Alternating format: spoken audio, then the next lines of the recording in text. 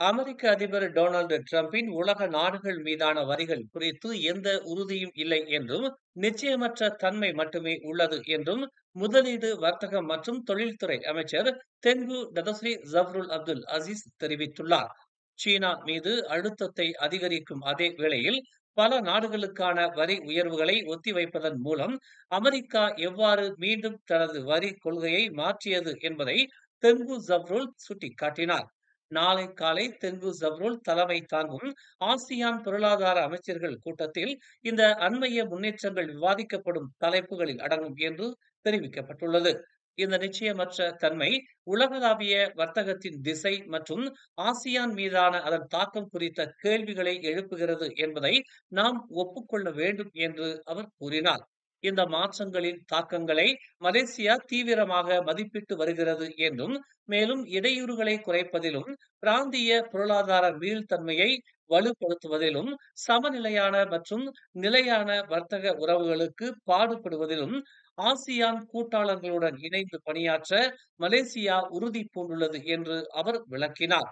சீனா மற்றும் அமெரிக்கா உட்பட அனைத்து நாடுகளுக்கும் மலேசியா எப்போதும் திறந்த வர்த்தக மற்றும் முதலீட்டு கூட்டாளியாக இருந்து வருகிறது என்றும், இது தொடர்ந்து இருக்கும் என்றும் அவர் குறிப்பிட்டார். ஏஐ எனப்படும் செயற்கை நுண்ணறிவு தொழில்நுட்பத்தை பயன்படுத்தி சமூக ஊடகங்களில் ஆபாசமான படங்களை விற்பனை செய்து வந்த 16 வயது சிறுவன் ஒருவனை போலீசார் கைது செய்தனர்.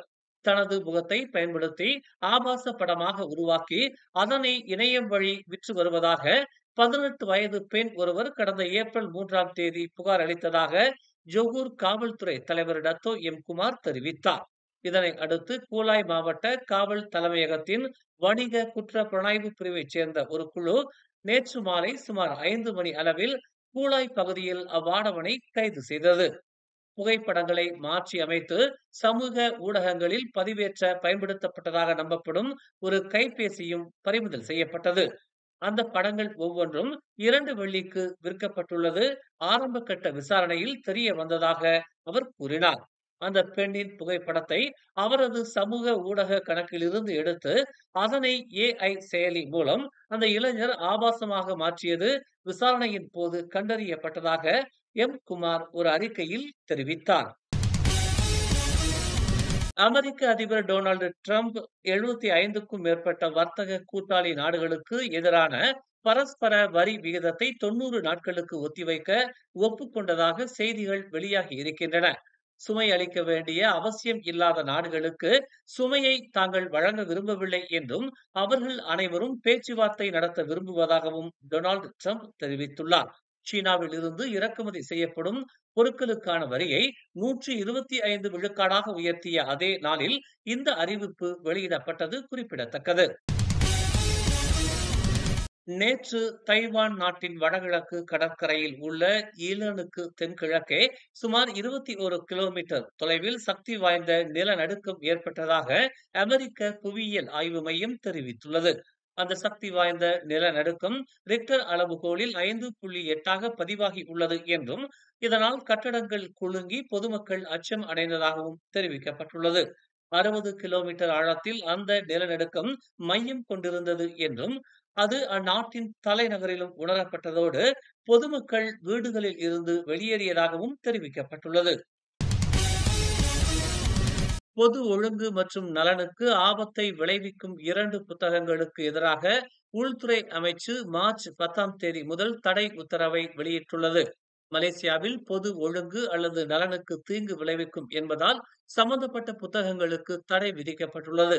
அப்துல்லா ஹஷேமின் the call of the wise, the gospel of the riser of the family of Muhammad மற்றும் Suka Duka Jalanan Dhul Qarnain, Cyrus the Great, டான் இஸ்கண்டார் அகும் ஆகிய 2 புத்தகங்களுக்கு இந்த தடை விதிக்கப்பட்டுள்ளது.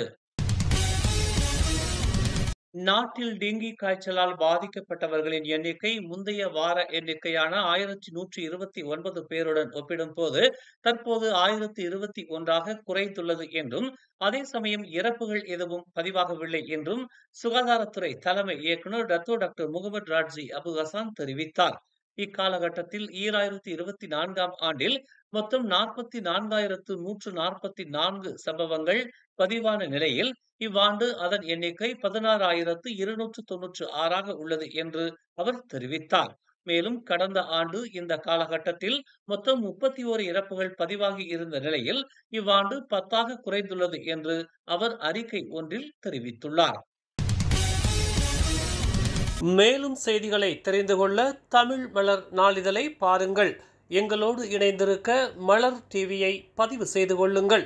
உறவுகள் மகிழ்ந்திட விருப்பம் மற்றும் பகிர்வு சேவையை சொடுக்கிடுங்கள்.